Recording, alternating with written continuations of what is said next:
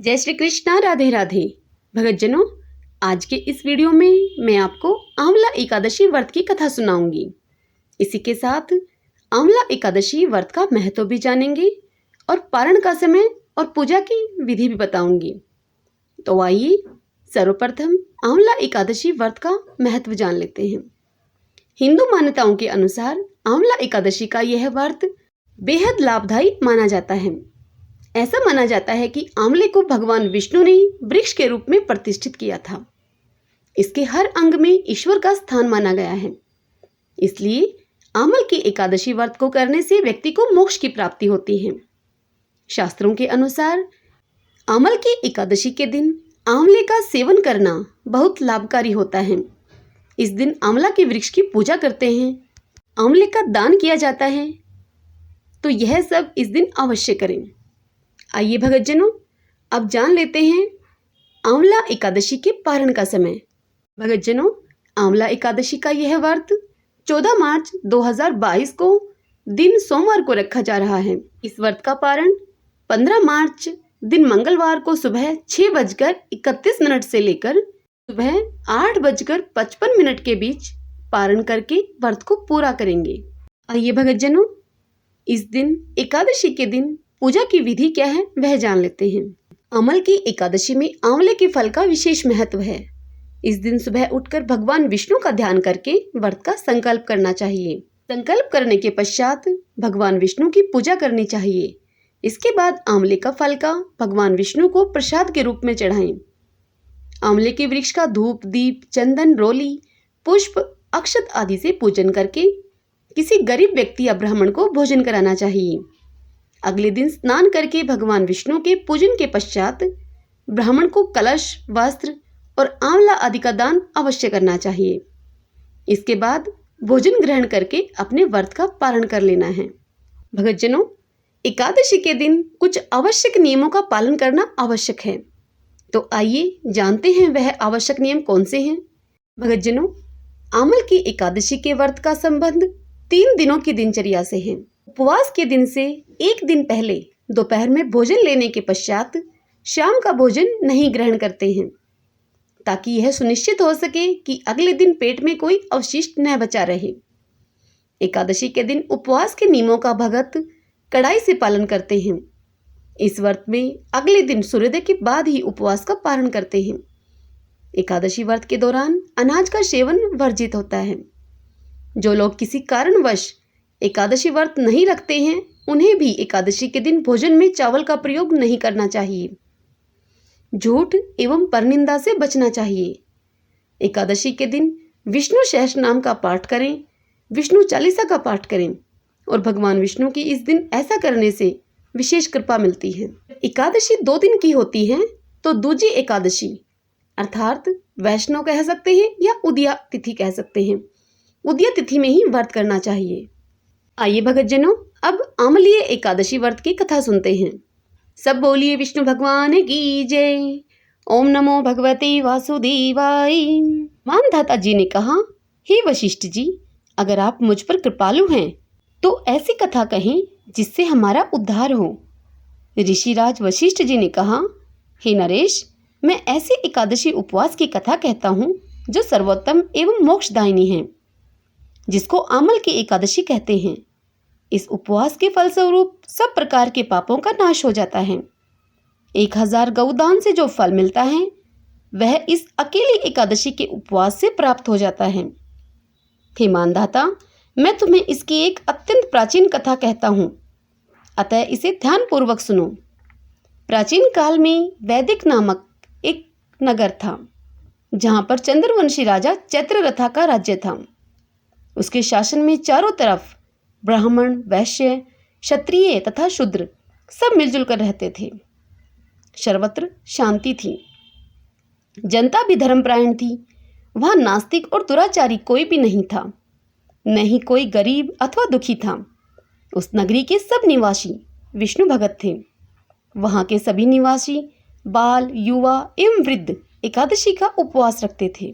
एक समय फागुन माह के शुक्ल पक्ष की आंवल की एकादशी का आगमन हुआ तो समस्त प्रजाजनों ने प्रसन्नता पूर्वक इस एकादशी उपवास को किया। नरेश ने प्रजा सहित मंदिर में आकर कुंभ स्थापित करवाकर विधि पूर्वक धात्री माता का पूजन करने लगा।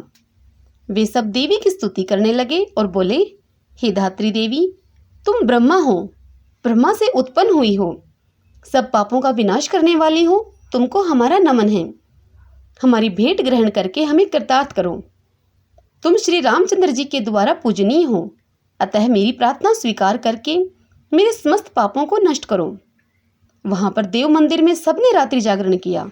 ठीक उसी वक्त वहां एक शिकारी आया जो दुराचारी, महापापी तथा अपने परिवार का पालन करने के लिए जीव हिंसा किया करता था। उस समय वह अत्यंत बेचैन एवं भूख व प्यास से व्याकुल था। भोजन प्राप्त होने की आशा को लेकर वह मंदिर के एक कोने में जाकर बैठ गया। उसने भूख प्यास भूलकर वहां हो रहे विष्णु कथा और भजन कीर्तन सुनने में मगन होकर अपनी सारी रात्रि जागकर बिता दी। प्रातःकाल होते ही जब सब अपने अपने घर को चले गए तो वह शिकारी भी अपने घर को चला गया और भोजन आदि किया उसने। कुछ समय के पश्चात उसकी मृत्यु हो गई और आमल की एकादशी में रात्रि जागरण और प्रभु भजन कीर्तन श्रवण के पुण्य प्रभाव से उसका जन्म एक राजा के यहाँ हुआ। उसका नाम बसुरथ रखा गया। बड़ा होने पर वह अपने पिता के राज्य का राजा बना। वह चतुरंगिनी सेना का भी प्रधान बनकर 10,000 ग्रामों पर शासन करने लगा। वह सूर्य के समान तेजस्वी, चंद्रमा के समान कांतिवान, धन धान्य से परिपूर्ण था। विष्णु भगवान की तरह वीर गंभीर राजा बना और पृथ्वी के समान क्षमाशील था।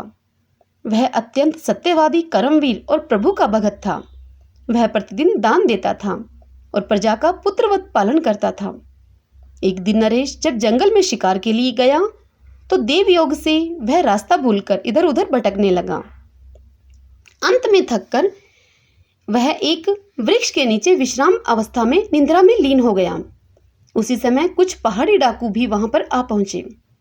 डाकुओं के सरदार ने जब राजा को निद्रा में लीन देखा तो वे सब मारो मारो बोलते हुए राजा पर ही टूट पड़े। वह डाकू कहने लगा, इस दुष्ट राजा ने मेरे बंधु बांधुओं, माता पिता तथा परिवारजनों और संबंधियों को मार डाला था और राज्य से निष्कासित भी कर दिया था। अतः इस राजा को अब हमें अवश्य ही मार देना चाहिए। ऐसा बोलकर वह अपने साथी डाकुओं सहित राजा पर अस्त्र शस्त्र से प्रहार करने लगे, परंतु उनके सारे प्रहार फूल के समान गिर गिर कर समाप्त होने लगे। डाकुओं के अस्त्र शस्त्र उलटकर डाकुओं पर ही वार करने लगे। वे सब डाकू मूर्छित होकर गिर पड़े। उसी अवस्था में राजा के सुप्त शरीर से एक अत्यंत दिव्य देवी प्रकट हुई। वह अत्यंत ही रूपवती तथा सुंदर एवं अलौकिक वस्त्र आभूषणों से सुसज्जित थी। उसकी भ्रकुटियां तिरछी व नेत्र अंगार के समान प्रतीत हो रहे थे। उसके नेत्र अंगारे की तरह दहक रहे थे। वह स्वयं महाकाल ही प्रतीत होती थी। उस देवी ने अपने अस्त्रों के प्रहार से समस्त डाकुओं को मौत की नींद सुला दिया। कुछ समय पश्चात जब राजा की निद्रा टूटी तो वह वहां पर उन डाकुओं को मृत देखकर बड़ा ही चकित हुआ और सोचने लगा कि किसने इन डाकुओं को मारकर मेरी रक्षा की है। कौन मेरा हितैषी यहाँ पर पैदा हो गया है और मेरे प्राणों की किसने रक्षा की है। जब वह राजा ऐसा विचार कर ही रहा था तभी एक आकाशवाणी हुई, हे नरेश, इस संसार में विष्णु भगवान के अलावा और तेरा कौन रक्षक हो सकता है। स्वयं प्रभु ने तुम्हारी रक्षा की है। आकाशवाणी को सुनकर राजा प्रसन्नचित होकर अपने महल में वापस आकर सुखपूर्वक रहने लगा तथा राजकाज चलाने लगा। ऋषिराज वशिष्ठ जी ने कहा कि हे नरेश, यह सब आमल की एकादशी पुण्य प्रभाव से ही संभव हुआ। इस एकादशी का उपवास करने वाले सदैव ही अपने कार्य में सफलता पाते हैं और देहावसान के पश्चात अंत में विष्णु धाम अर्थात मोक्ष पाते हैं। सब बोलिए विष्णु भगवान की जय। ओम नमो भगवते वासुदेवाय। भगतजनों, अब आपसे एक छोटी सी रिक्वेस्ट, यदि आपको मेरे द्वारा सुनाई हुई यह आमलीय एकादशी व्रत कथा पसंद आई हो, आपके लिए उपयोगी सिद्ध हुई हो, तो इस वीडियो को लाइक करें और खूब शेयर करें।